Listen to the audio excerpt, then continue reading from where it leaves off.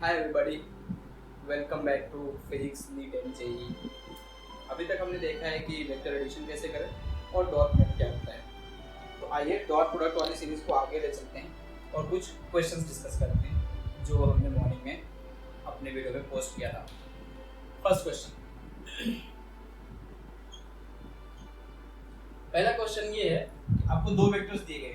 First vector a equals to 2i cap minus 4j cap plus 5k cap, और दूसरा vector है b vector equals to minus 2i cap plus 6k cap.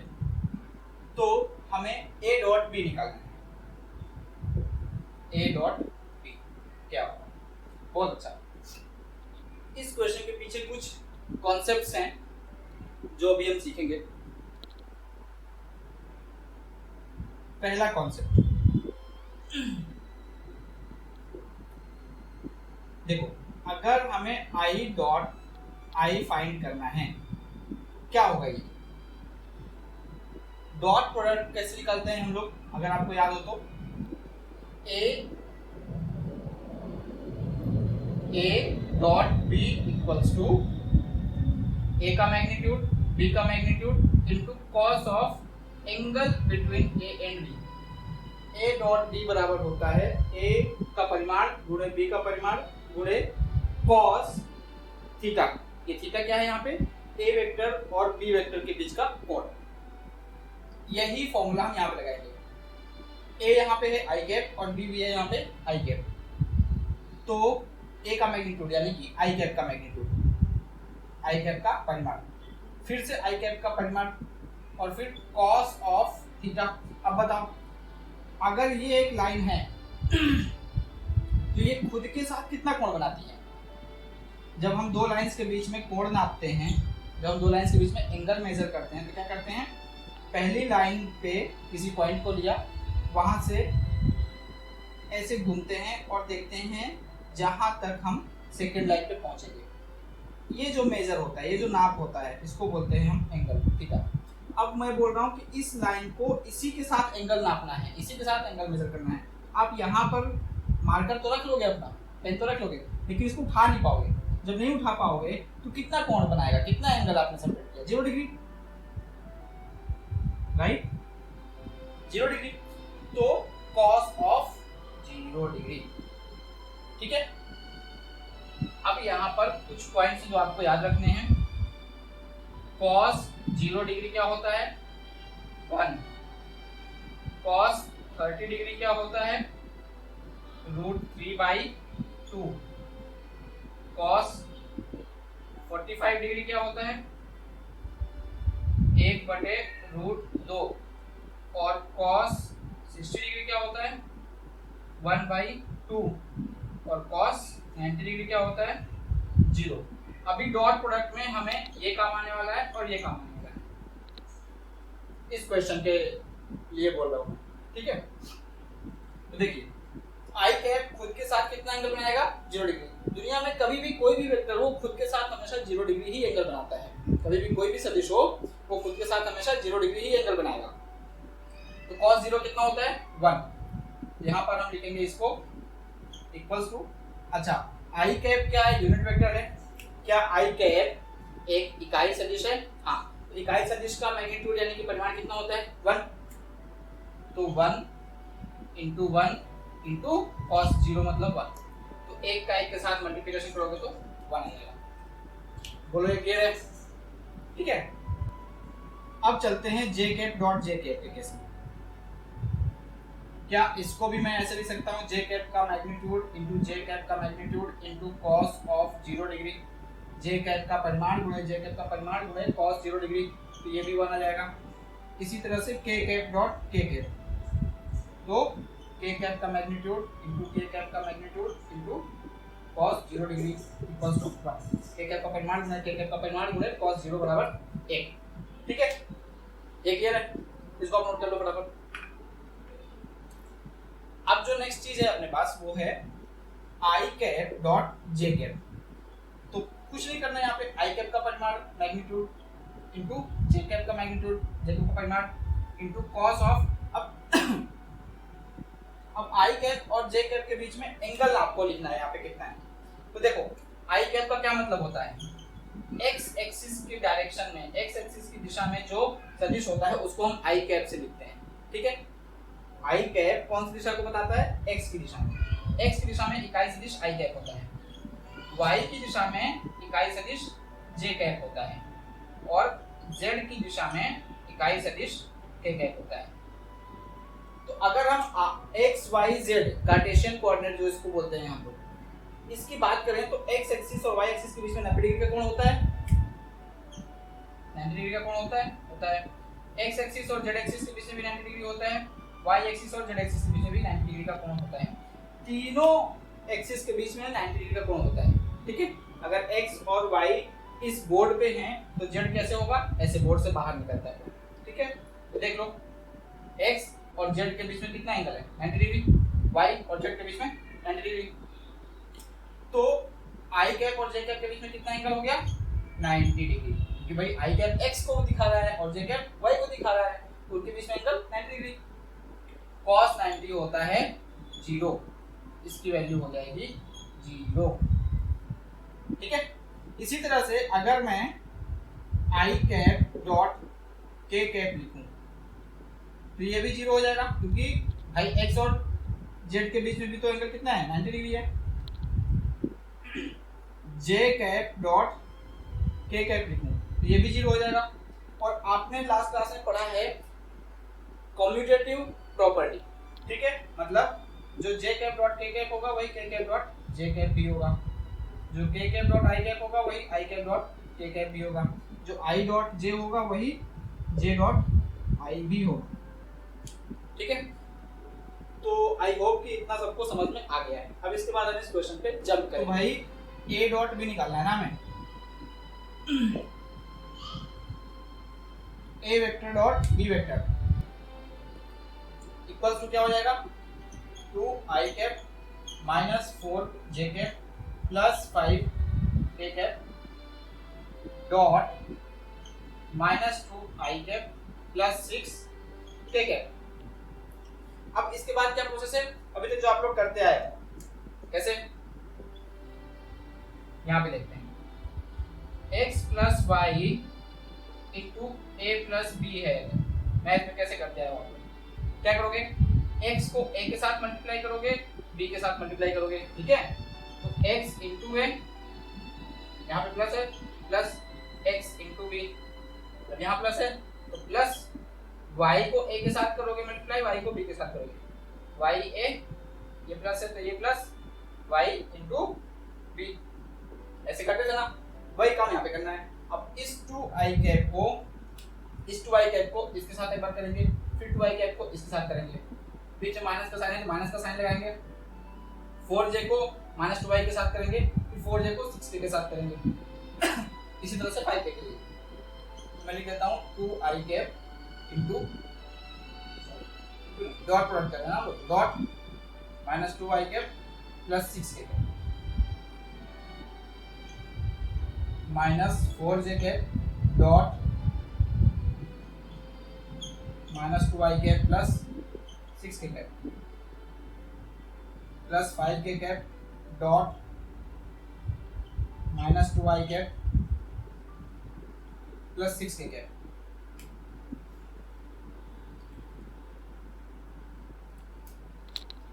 तो ये equals to हो जाएगा 2i cap dot minus 2i cap, 2 into 2 4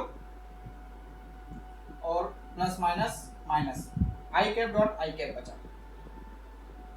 ठीक है, plus 6 into 2 12 आई cap dot के कैप बचा, माइनस 4 माइनस माइनस प्लस हो जाएगा, 4 into 2 8 J cap dot I cap minus 6 into 4 24 J cap dot के कैप प्लस माइनस माइनस 10 के cap dot I cap plus 30 के cap dot के cap. अब इसके बाद कहानी शुरू होती है, अभी जो हमने कॉन्सेप्ट में देखा था। आई डॉट आई क्या होता है, आई डॉट आई होता है आई डॉट क्या होता है, आई डॉट के क्या होता है 0। क्यों? क्योंकि आई और के परपेंडिकुलर है, एक दूसरे के ऊपर लंब है, एक्स और Z. J dot I, Y और एक्स एक्सिस के बीच में कोण 90 डिग्री, यानी कि इनका dot product 0। J dot K, Y और जेड के बीच में एंगल 90 डिग्री, यानी कि इसका डॉट प्रोडक्ट 0। के dot I, angle 90 degree, dot product 0। के डॉट के, एंगल 0 डिग्री, के और के बीच में खुद के साथ कितना एंगल बनाएगा 0 डिग्री, डॉट प्रोडक्ट 1। कुल मिला के ये 0 है तो भाई मल्टीप्लिकेशन में जो भी है पूरा 0 हो गया, ये हट गया, ये हट गया, ये हट गया, ये हट गया, आपके पास बचा सिर्फ ये और ये। तो आपका आंसर आ जाएगा -4 × 1 प्लस 30 × 1 प्लस बहुत सारे 0, आ जाएगा 30 - 4 = 26। क्लियर है? आइए अब देखते हैं सेकंड क्वेश्चन। सेकंड क्वेश्चन बोल रहा है कि अगर ए वेक्टर ये है, बी वेक्टर ये है, तो find angle between a vector and b vector. अगर ए सदिश ये है, बी सदिश ये है, तो दोनों के बीच का कोण बताइए। बहुत सही, कैसे निकालेंगे? ए गिवन है, बी गिवन है और हमें ये फॉर्मूला पता है, तो क्या हम ए डॉट भी निकाल सकते हैं? अभी भी निकाला है हमने, बराबर ए बी cos थीटा।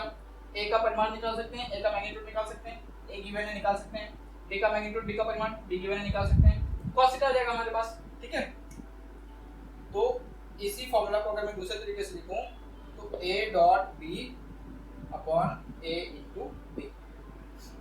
देखो ए और बी नीचे जो हैं इनके ऊपर मैंने वेक्टर साइन नहीं लगाया है, इसका मतलब ये है कि इन दोनों का मैग्नीट्यूड बस लेना है अपने को, परिमाण बस लेना है। ठीक है, तो ए डॉट बी क्या है, अभी हमने निकाला, कितना आया था, चलो फिर निकाल लेते हैं। 2 का 2 के साथ करेंगे तो -4 हो जाएगा, 2 का 6 के साथ करेंगे तो आई कैप के कैप 0 हो जाएगा, -4 J cap -2 I cap, J cap I cap 0 हो जाएगा, जे कैप के कैप 0 हो जाएगा, के कैप आई कैप 0 हो जाएगा, के कैप डॉट के कैप 1 हो जाएगा, तो +30 अपॉन ए का मैग्नीट्यूड क्या होगा, √2² प्लस -4 का स्क्वायर प्लस 5 का स्क्वायर। ठीक है, इंटू बी का मैग्नीट्यूड क्या होगा, -2 का स्क्वायर प्लस 6 का स्क्वायर। चलो ये हो गया 26 डिवाइडेड बाई 2 का स्क्वायर 4, 4 का स्क्वायर 16, 5 का स्क्वायर 25, 25 16 और 4 45, इसको लिखेंगे हम लोग √45 इंटू 2 दूनी 4, 6 4 36, √40 40 इक्वल्स टू 26 अपॉन, इसको हम लिख सकते हैं 5 × 9 √5 × 8। ठीक है, रूट के अंदर 5 दो बार है, 9 का स्क्वायर रूट होता है 3, तो 26 अपॉन 5 × 3 × 2 √2, 8 जो है उसको हम 2 लिख सकते हैं, तो वो लिखा है इक्वल्स टू 13 अपॉन 15 √2। ये आ गया cos थीटा की वैल्यू। इसका मतलब थीटा कितना आ गया, cos इधर जाएगा तो बताया हूँ, उसके ऊपर पावर -1 चढ़ेगा और बाकी जो उधर था वो पूरा ब्रैकेट के अंदर।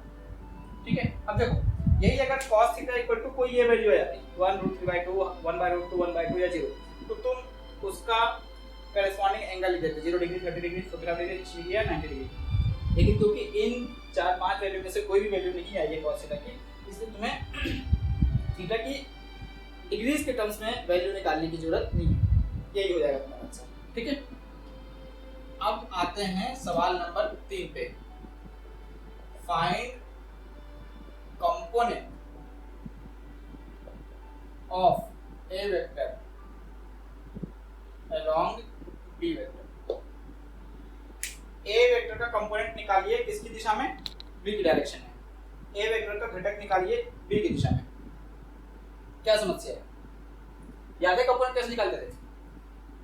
ये एक ए वेक्टर है, ये एक बी वेक्टर है, ये दोनों के बीच में एंगल थीटा है। ठीक है, तो ए का कंपोनेंट बी पे कैसे निकालोगे, ए के सिर से बी पे परपेंडिकुलर डालोगे, ए के हेड से बी पे लंब डालोगे और फिर ये जो लाइन की लेंथ आई ये हो जाएगा ए का कंपोनेंट, ठीक है। और इसकी दिशा क्या है, इसकी डायरेक्शन क्या है, बी की डायरेक्शन। इसको हम लोग क्या लिख सकते हैं, ए कॉस थीटा, ठीक है। ए कॉस थीटा बी कैप हो जाएगा अपना कंपोनेंट। बस कॉस थीटा अपने को पता है, अभी अभी हमने निकाला, cos थीटा इक्वल्स टू 13/15 √2, अभी भी निकाला ना क्वेश्चन नंबर 2 में। तो a cos थीटा क्या हो जाएगा, a का मैग्नीट्यूड कितना है, √2 का स्क्वायर 4 + 4 का स्क्वायर 16 + 5 का स्क्वायर 25 इंटू 13/15 √2, ठीक हो जाएगा भाई। ये √45 इंटू 13/15 √2, √45 को हम क्या लिख सकते हैं, 3√5, ठीक है। 13/15 √2 ये हो जाएगा भाई 13×3 = 39, 39/5/15 √2, ठीक है। ये हो गया कंपोनेंट का मैग्नीट्यूड। ए cos थीटा भी निकाला है ना, हमने क्या निकाला है, ए cos थीटा। पूरा कंपोनेंट नहीं निकाला, पूरा कंपोनेंट क्या होगा, बी कैप भी निकालना होगा, ठीक है।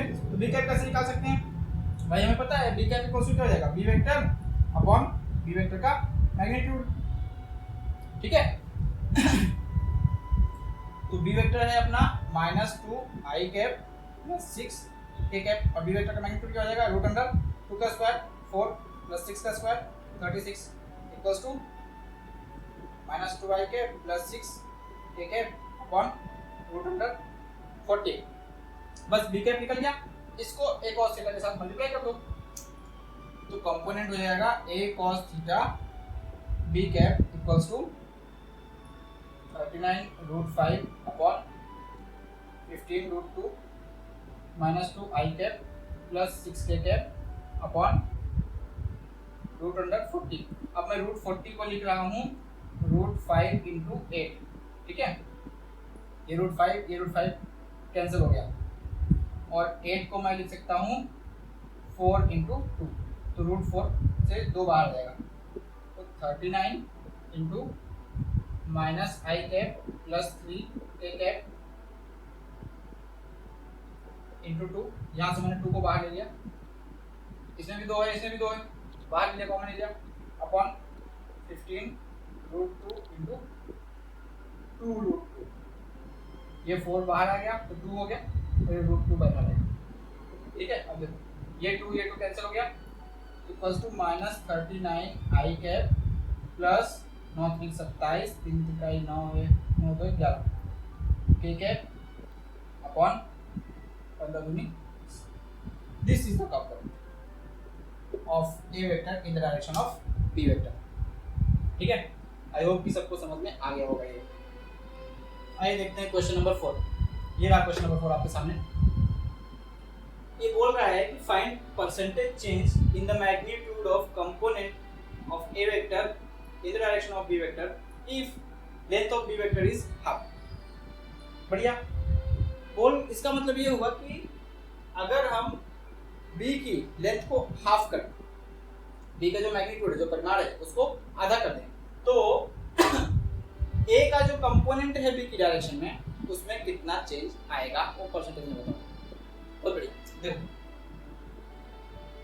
ये ए वेक्टर था, ये बी वेक्टर था, ठीक है। कैसे निकालते हैं कंपोनेंट, ए के हेड से बी पे परपेंडिकुलर डाला, ए के सिर से बी पे लंब डाला, ठीक है। अगर बी बहुत बड़ा हुआ, रहने दो, कंपोनेंट क्या होगा, ये होगा। अगर बी बहुत छोटा हुआ तो भी रहने दो, हम क्या करेंगे, dot dot dot dot dot कर देंगे, आगे बढ़ा देंगे और लंब डाल देंगे, परपेंडिकुलर डाल देंगे। ये तो करना होगा ना, परपेंडिकुलर तो डालना है भाई। अब इस पॉइंट से डालना है, वो भी इस लाइन पर डालना है, तो जाएगा तो ऐसे ही, ठीक है। तुम ऐसे लाइन खींच के नहीं बोल सकते मैं बी से इसको मिलाने के लिए और ये लाइन मिला दूंगा और बोलूंगा कि ये परपेंडिकुलर है ना, ये परपेंडिकुलर नहीं है। परपेंडिकुलर का मतलब क्या होता है, 90 डिग्री। तुम सीधा लाइन खींचोगे, अगर इस लाइन को नहीं मीट कर रहा है वो, तो इस लाइन को फिर डैश डैश करके आगे बढ़ाओ, ठीक है। तो बोलो क्या कंपोनेंट की लेंथ चेंज हुई, क्या एक cos थीटा चेंज हुआ? नहीं।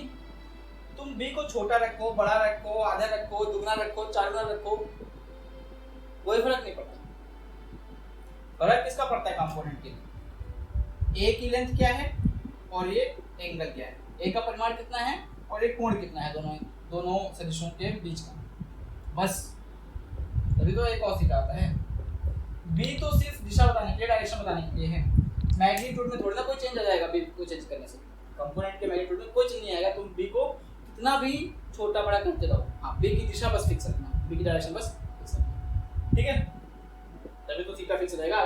अगर बी की डायरेक्शन तुम ऐसे कर दोगे तो थीटा चेंज नहीं हो गया, है ना।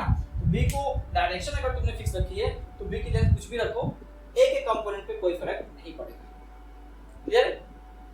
तो क्वेश्चन नंबर 4 का आंसर है 0%। आइए अब बढ़ते हैं क्वेश्चन नंबर 5 की तरफ। क्वेश्चन नंबर 5 बोल रहा है find percentage change in the magnitude of component of a in the direction of b vector if length of a is half. अच्छा भाई, अब यहाँ पे देख लीजिए, इसका मतलब ये हुआ कि ए का जो घटक है उसमें कितना परसेंटेज चेंज आएगा अगर ए की लंबाई को आधा कर दें तो। एंगल को चेंज किया क्या? नहीं किया, कोण चेंज नहीं किया ना, ठीक है। और देखते हैं, ये ए वेक्टर है, ये बी वेक्टर है, ठीक है।